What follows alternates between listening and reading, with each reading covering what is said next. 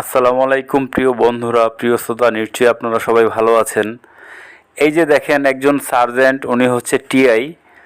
ওনার সামনে আমরা গাড়ি পার্কিং করে রাস্তার পাশে দাঁড়িয়ে বা আমরা বসে আছি। উনি কিন্তু আমাদেরকে বলছে যে আপনারা এক সাইড করে বসেন, আপনারা উচ্ছৃঙ্খলা করবেন না। তো আমরা সেই কথা মতো আমরা পাশে বসে আছি।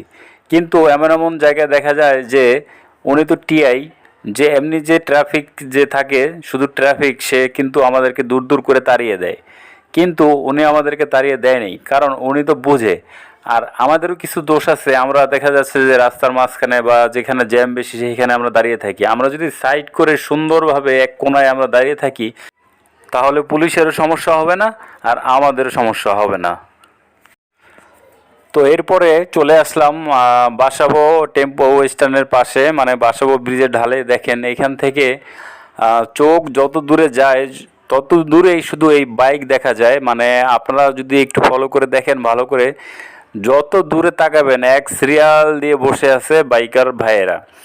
তো বাইকার ভাইয়েরা বসে আছে, সমস্যা নাই, কিন্তু এখানে আল্লাহ তাআলা রিজিক, যার কপালে ট্রিপ আছে সে অটোমেটিকলি এখান থেকে চলে যায়, কোনো সমস্যা হয় না।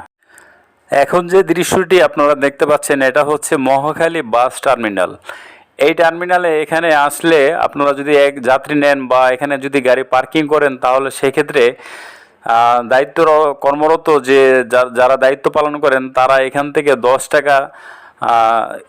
টাকা করে দিতে হয় প্রত্যেকটা বাইকারকে। যদি ট্রিপ নেন, যদি ট্রিপ না নেন তাহলে 10 টাকা দিতে হবে না।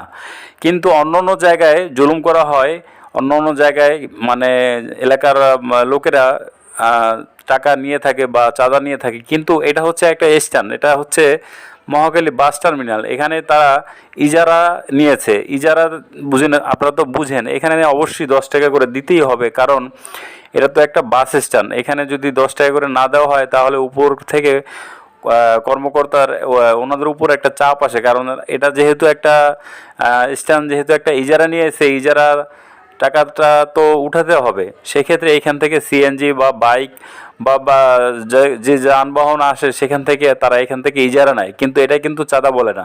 অন্য অন্য জায়গায় কিন্তু এরকম করে 10 টাকা করে চাঁদা, 20 টাকা করে চাঁদা নেওয়া হয়। এটা আসলে প্রতিবাদ করা আসলে উচিত।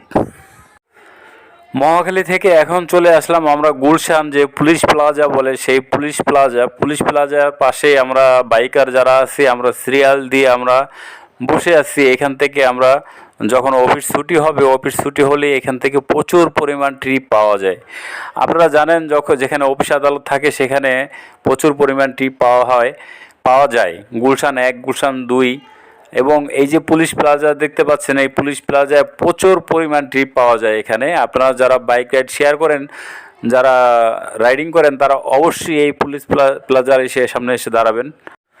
কিন্তু দুর্ভাগ্যবশত আসলে আমরা এখানে আধা ঘন্টা দাঁড়িয়েছিলাম যে অফিস আদালত ছুটি হবে। এখান থেকে অফিস ছুটি হলে মানুষজন এখান থেকে আমাদের বাইক নিয়ে তারা গন্তব্যস্থলে যাবে, কিন্তু আল্লাহ তাআলা চাইছে এখানে বৃষ্টি হবে আজকে। তাই বৃষ্টি হয়েছে আজকে। ঢাকা শহরে এমন বৃষ্টি হয়েছে, এত প্রচুর পরিমাণে বৃষ্টি, যা আসলে মানে বলে বোঝাতে পারবো না। আপনারা নিশ্চয়ই জানেন যে আজকে কত পরিমাণে বৃষ্টি হয়েছে। তো এমন বৃষ্টির যাত্রী যারা ছিল, তারা পুলিশ প্লাজার ভিতরে সবাই ভিতরে ঢুকে বসে আছে। আর আমাদের যে বাইকগুলো ছিল, বাইকগুলো রাস্তার পাশে আমরা পার্ক করে রাখছি, কিন্তু বৃষ্টির জন্য আমরা বের হতে পারছি না। তো আজকে এমন বৃষ্টি হয়েছে, বৃষ্টির জন্য আমরা এখান থেকে যখন একটু বৃষ্টি কম হয়েছে, মানে কমে আসছে বৃষ্টিটা, তখন আমি এখান থেকে সোজা আমার বাসা কমলাপুর, আমি বাসায় চলে গেছি। কারণ এই বৃষ্টির ভিতরে আমি, বিশ্বাস করবেন, এখান থেকে যখন আমি মৌচাক দিয়ে আমি গিয়েছি, মগবাজার হয়ে মৌচাক দিয়ে আমি কমলাপুর যাব, মৌচাকের মালিবাগের পরে আমি বাইক আর চালাতে পারতেছি না। মানে এমন একটা অবস্থা, মানে আমি হাঁটু সমান পানি হয়ে গেছে।